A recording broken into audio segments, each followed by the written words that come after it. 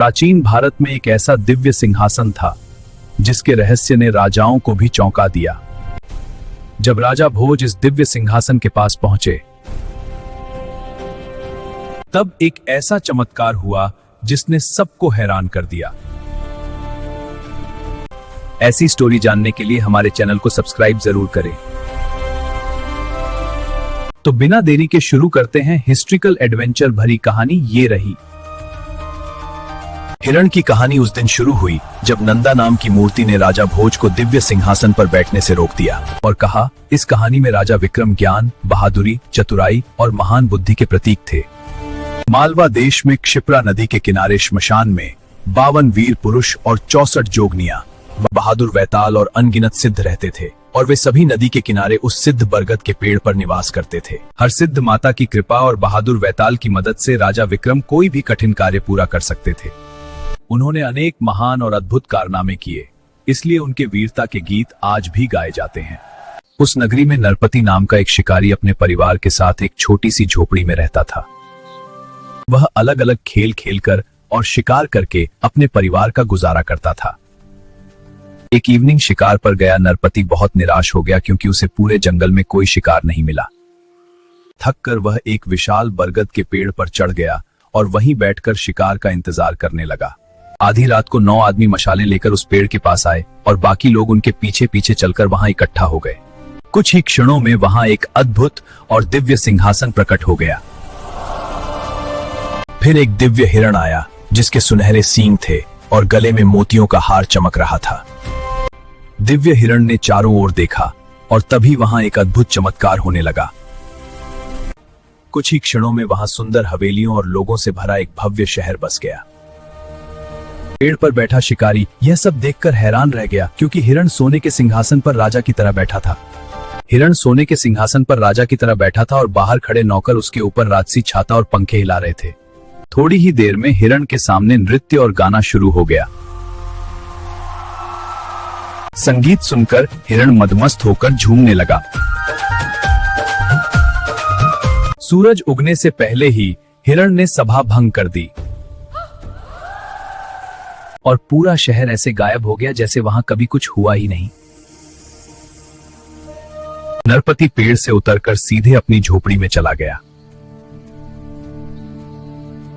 उसने अपनी पत्नी को सारी घटना बताई तो पत्नी ने राजा विक्रम को बताने की सलाह दी। सच्चाई जानने के लिए राजा विक्रम और नरपति रात में पेड़ पर चढ़कर छिपकर बैठ गए। उस रात भी पिछली रात की तरह राजा विक्रम ने अपनी आंखों से वह अद्भुत दृश्य देखा। जब हिरण सुबह होने से पहले जाने लगा, तब राजा विक्रम ने उस पर तीर चला दिया।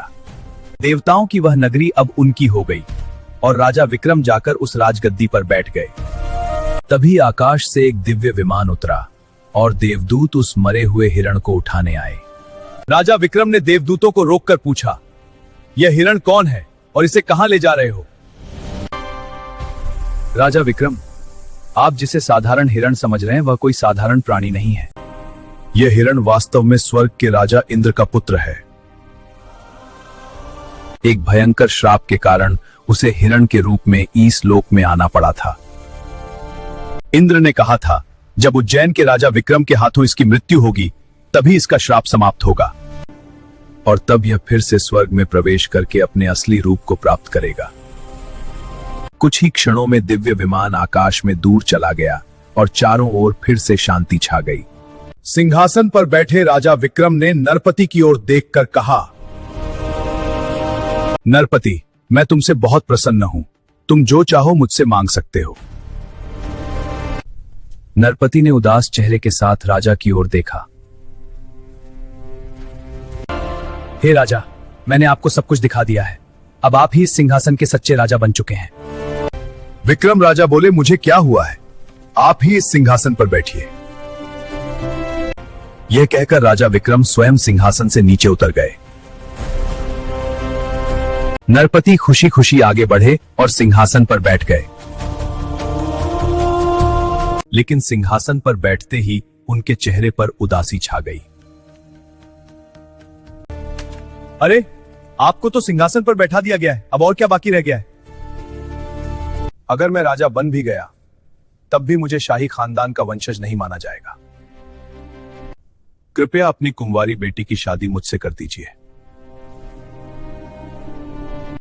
राजा विक्रम ने उसका यह निवेदन स्वीकार कर लिया और उसे वचन दिया। बड़े हर्ष के साथ राजा विक्रम ने अपनी कुंवारी बेटी का विवाह उस आदमी से करा दिया। राजा बनने के बाद वह उस दिव्य राज्य में सुख शांति से अपने दिन बिताने लगा।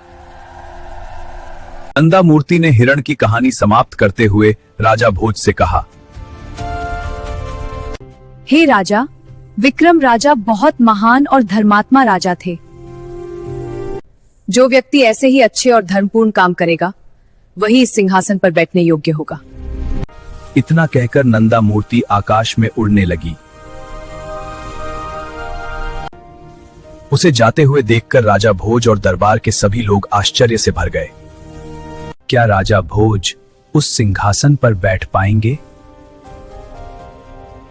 ये जानने के लिए मिलते हैं अगले पार्ट में। चैनल सब्सक्राइब करना मत भूलना।